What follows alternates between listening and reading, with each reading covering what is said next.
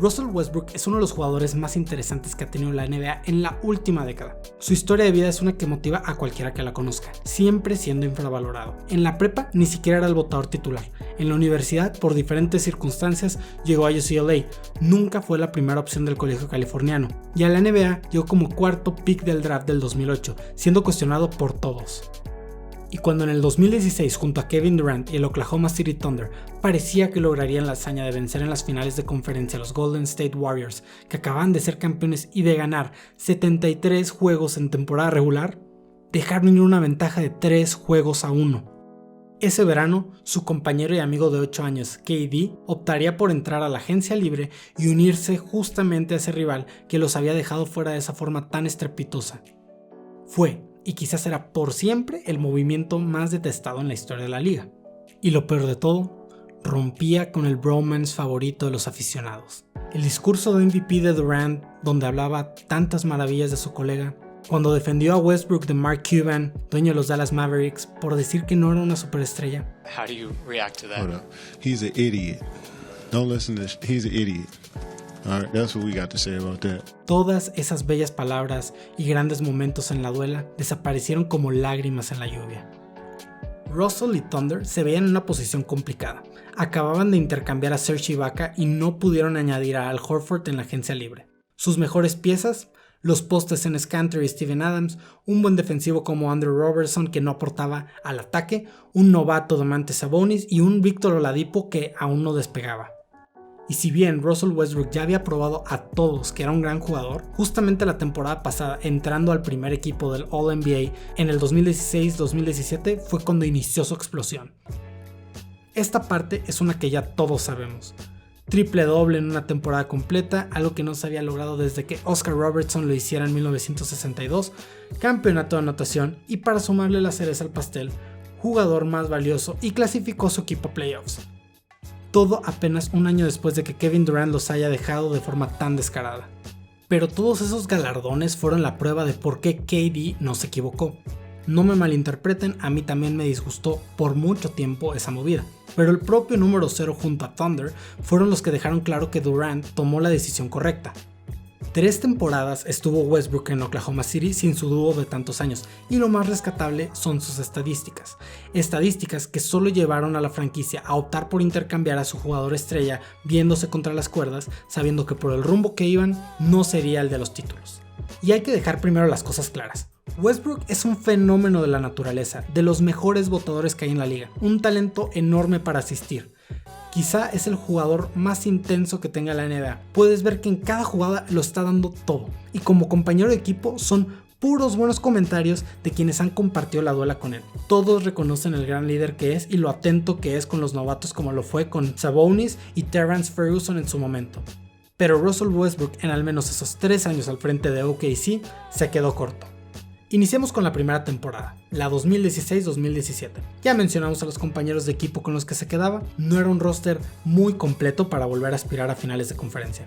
Todas las predicciones decían que estarían entre el quinto y octavo lugar del oeste y que ganarían entre 43 y 45 juegos.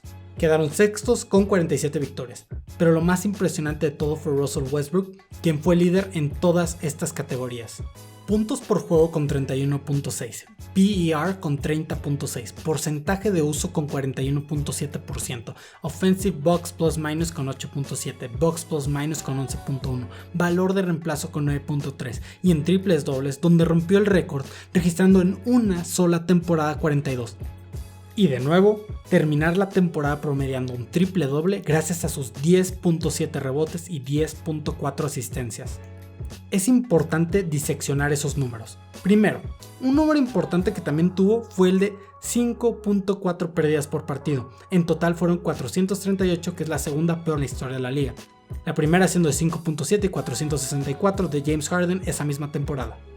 Respecto a sus rebotes, es relevante mencionar este tema sobre todo en esta temporada, ya que es en la que se le da el MVP en gran parte por los triples dobles. La realidad es que de sus 10.7 rebotes, solo 2.4 eran rebotes disputados. Los otros 8.3 los conseguía sin lucha de algún jugador contrario a 3 pies o menos de distancia.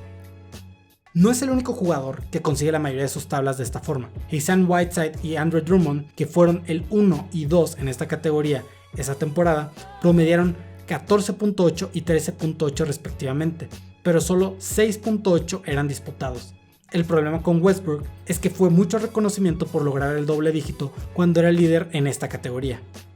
Algo que se le critica mucho es su decisión de tiro, y esta temporada no fue la excepción. Su efectividad de tiro de campo fue de 42.5%, disparando hasta 24 veces por partido, 3.1 más que el segundo lugar.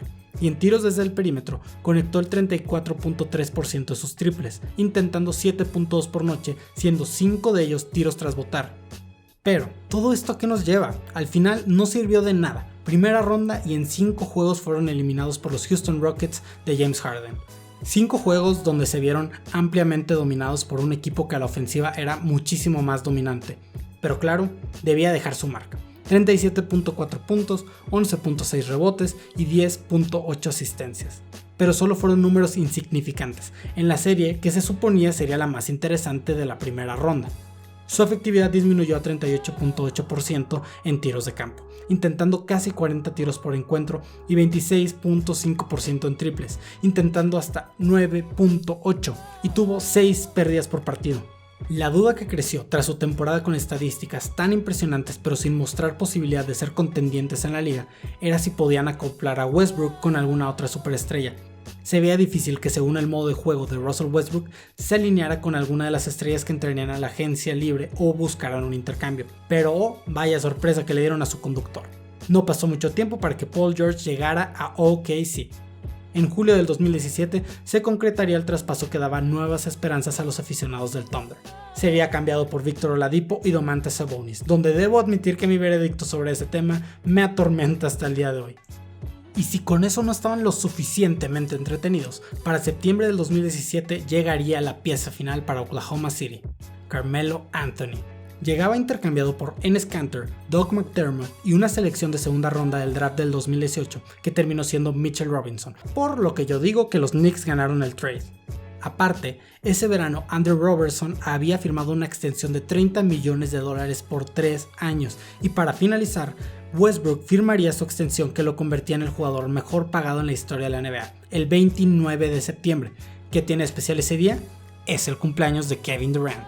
La quinteta inicial lucía completa en ambos lados de la cancha. Ahora sí, todos los que habían creído que Thunder no ganaría un anillo sin KD verían lo equivocados que estaban. La temporada 2017-2018 sería la buena, ¿no? Pues no resultó ser lo que se esperaba. Andrew Robertson solo jugó 39 partidos y de esas 3 temporadas que firmó en el último año de contrato, quizá regrese para jugar la postemporada en Orlando. Carmelo Anthony no quiso aceptar un rol secundario y Judy Melo fue el inicio y fin de un personaje que embarcó a Anthony al limbo de la NBA hasta el 2019. Paul George no lo hizo mal, pero se esperaba una erupción de PG-13.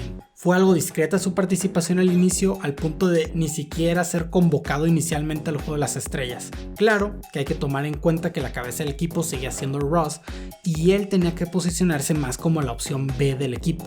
Y Russell Westbrook, por obvias razones, que pasó de ser solista a una banda equipada, sus estadísticas tuvieron que disminuir, sobre todo el porcentaje de uso, que pasó a 34.1%, y su efectividad en tiro de campo aumentó y al mismo tiempo disminuyó 3 disparos por partido.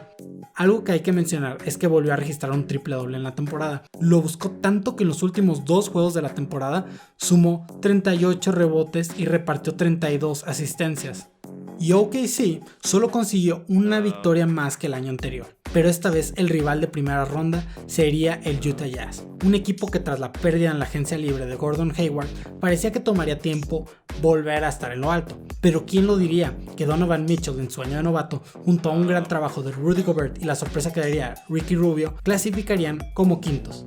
Y fue en los playoffs donde salieron los problemas de este Thunder, que debía dar un paso adelante y tener un mejor rendimiento que la postemporada pasada. 4-2 perdieron la serie. Parte de lo que los terminó sentenciando fue la efectividad. Entre las 3 estrellas encestaron el 39.3% de sus tiros y en triples el porcentaje fue de 31.2%. Aquí, realmente Melo, que de por sí había tenido una temporada regular lamentable, cayó más, al punto que pasó de jugar entre 35 minutos los primeros 4 juegos a 25 los últimos 2. En los juegos 5 y 6, Westbrook tuvo que volver a tomar las riendas del equipo disparando 82 veces en total, promedió 5.2 pérdidas y entre él y PG se enfrascaron en la serie con Ricky Rubio y Joe Ingles respectivamente, lo que solo le benefició al Jazz. Pero bueno, hombre, que ya era hora que el equipo demostrara su verdadera valía. Llegó el verano del 2018 y el primer golpe de autoridad que dieron fue lograr mantener a Paul George en Oklahoma City. Sí, PG ya parecía estar en Hollywood desde la temporada pasada, pero a pesar de que se sabía que llegaría LeBron a los Lakers, decidió quedarse con Russ y ahora sí ir por todo. Lo lamento, Los Ángeles. Eso o esperaba que Kawhi llegara a los Clippers. También consiguieron que se quedase Jeremy Grant, que de a poco le iban dando más minutos. Además, concretaron un intercambio de 3 equipos con Atlanta y los 76ers, donde lo fundamental es que movían a Carmelo Anthony y llegaba Dennis Schroeder, botador alemán que acababa de hacer números de 19.4 puntos y 6.2 asistencias. Y en la agencia libre firmaron a Nerlens Noel, lo que les daba a 2 grandes cambios a OKC. Por último, Terrence Ferguson en su segundo año ya se convertiría en titular. El Thunder no podía estar más completo. Este tenía que ser el año. Era la hora de sacar la casta. Todo inició bien, Paul George arrancó como candidato a jugador más valioso y mejor defensivo del año y ahora fue titular en el juego de las estrellas. Westbrook, si bien seguía moviendo mayormente la ofensiva, dio un paso a un lado para que PG fuera la cara del equipo, pero todo cambió cuando con Damian Lillard se metió. Para contar esta pequeña mini historia debemos regresar a la temporada 2018, cuando Dame Dolla por fin había regresado al All-Star Game. Al no haber sido seleccionado Paul George, Westbrook comentó que era una lástima que solo convocaran a algunos por andar llorando al público que eran ignorados, refiriéndose a Lillard, lo cual no le cayó nada bien a Dame. ¿Y qué pasó? De haber llegado al parón del Juego de las Estrellas con récord de 37 victorias y 20 derrotas, finalizaron la temporada 49-33. 3 años seguidos que no ganaban 50 juegos o más, quedando sextos en la conferencia. El año MVP de Paul George se apagó debido a una lesión de hombro que lo alentó junto a OKC. Westbrook volvió a registrar un triple doble. Ahora, ¿cuál fue su problema? De nuevo las pérdidas de balón no lo dejaban en paz. Aunque ya no tenía tanto la pelota en las manos, producía hasta 4.5 por noche. Metió 22.9 puntos por partido, su marca más baja desde el 2014. En tiros libres fue donde hubo un decaimiento grave, porcentaje de 65.6, y en los triples fue el único de 38 jugadores que intentaba 5.5 triples o más por partido y que no conectaba el 30% de sus intentos. Ahora regresamos con los Portland Trail Blazers. Si bien Thunder se enfrentaba al tercer lugar del oeste, era contra unos Blazers que no habían pasado de segunda ronda desde el 2000 y que las 2 últimas series que habían jugado en la postemporada habían sido barridos por los Warriors y los Pelicans en 2017 y 2018 respectivamente. La experiencia debía favorecer a OKC. Tenían en sus 2 principales estrellas a un Westbrook que ya había llegado hasta las finales y un PG-13 que ya sabía llevar un equipo hasta finales de conferencia. La historia fue la misma. No lograron avanzar de primera ronda, fueron eliminados en 5 juegos. Antes de llegar a este momento, primero veamos rápido cómo estuvo. Para cuando iban abajo 3-1, Westbrook estaba en 36.3% en tiros de campo, intentando 20 por noche. Realmente el juego más destacable que habían tenido todo el equipo fue en el 3 cuando ganaron y lucieron muy bien, pero para cuando llegamos al juego 5 y ya se veía todo condenado. Volvimos al mismo problema del año anterior, con Westbrook tomando el control total del juego y volviendo a lo personal, ya que en el equipo rival estaba específicamente un jugador con el que se encargó de generar tensión a lo largo de la temporada. En ese partido, Westbrook metió 11 de 31 tiros de campo, 4 de 11 en triples, registró 29 puntos, 14 asistencias y 11 rebotes, pero Paul George, que solo intentó 20 tiros, se fue con 36 puntos. Aparte, quedando 6 minutos con 58 segundos, OKC iba arriba por 15 puntos. En ese tiempo restante, Ross falló 3 tiros, perdió 2 balones y cometió 2 fouls, uno de ellos ofensivo. Y les tocó la mala suerte que ese día Damian Lillard estaba en fuego. Restando 39 segundos y estando abajo por 2, tenía 45 puntos, de los cuales 9 habían sido triples y había repartido 6 asistencias. Sabiendo que era su momento, se encaró contra 2 defensores hacia la pintura y como mago desapareció el balón y acto seguido empató el partido con su increíble colada. Lo siguiente que veríamos es la última ocasión en la que Russell Westbrook tendría el balón en sus manos como jugador de Oklahoma City. El partido estaba en su punto más intenso e intentó lo mismo, encararse hasta el aro y con su fisicalidad conseguir la ventaja, pero chocando contra Minu y disparando, el balón y la suerte jugaron con el aro y decidieron que no entrara, siendo este su último tiro como Thunder. El mismo Minu recogió la tabla y enseguida entrega el balón a Lillard, recreando la vibra del 2013 cuando ya habíamos visto al número 0 acabar una serie con un buzzer beater. Con 17 segundos que se sintieron más largos que todo el partido, Damian se paró en el logo frente a Paul George. Se tomó su tiempo, dejó que todos se acomodaran para una jugada más, con un temple de acero, cuando el reloj marcaba 2 segundos, jaló del gatillo. Extraordinario. Y como si supiera lo que se venía, Damian Lillard le daba la despedida a los 3 años de Russell Westbrook al frente de OKC.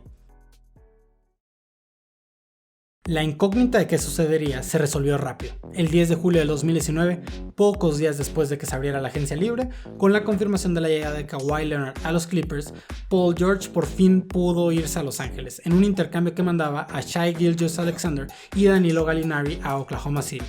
Ya dejando a Thunder sin posibilidad de nada, se tuvo que dar lo que nadie quería que se diera: buscar un traspaso por Westbrook. 6 días después llegaría la oferta que concretaría esto. Los Houston Rockets les daba a Chris Paul por Russ. Una historia realmente entretenida que lamentablemente acabó en una nota baja. 3 temporadas donde Russell Westbrook demostró su valía como jugador, pero que al final fue lo que más lo perjudicó. Tanta búsqueda por reconocimiento hizo que la atención del equipo se desviara del reconocimiento más importante, el cual era dar lucha en postemporada. Tanto triple doble no sirve de nada si a fin de cuentas nunca se pudo pasar de primera ronda de playoffs. Al principio era que si no tenía la suficiente ayuda, luego que unos estorbaban, pero ya para la tercera temporada, donde parecía que habían ajustado todo para ser contendientes en los momentos decisivos, volvieron a lo mismo: a que Westbrook domine el balón en las jugadas más importantes, que quiera resolver el partido a su manera. Cuando, por ejemplo, en ese juego 5, Paul George estaba en mejor ritmo que él, pero en las posesiones ofensivas finales de nuevo él mandaba. Fue un gran problema a lo largo de esos 3 años que Russell no entendiera cuándo le tocaba relegar la ofensiva. Cuando volvemos atrás y nos preguntamos por qué Kevin Durant se fue a conseguir 2 anillos en otra ciudad, la respuesta es clara. Esas temporadas de Westbrook, donde era un gran jugador que daba el mejor espectáculo cada noche, pero que en lo que se refiere a los playoffs, no era un jugador que te ayudaría a ganar. Estadísticas y jugadas impresionantes no hicieron que ganaran 50 juegos en una sola temporada ni que pasaran de primera ronda. Fueron números sin sentido. Pero ahora, estando de nuevo junto a James Harden, quizá este dúo dinámico pueda encontrar en estos dos jugadores que les gusta tanto tener el balón en las manos una forma en la que Mike D'Antoni, dirigiéndolos, los encamina hasta las finales. Ojalá, ya que si bien son dos de los jugadores más criticados en la NBA, también sería triste para todos que se retiren sin haber levantado al menos una vez el trofeo Larry O'Brien. Sobre todo, ¿quién no querría ver a Russell Westbrook con un anillo en su mano?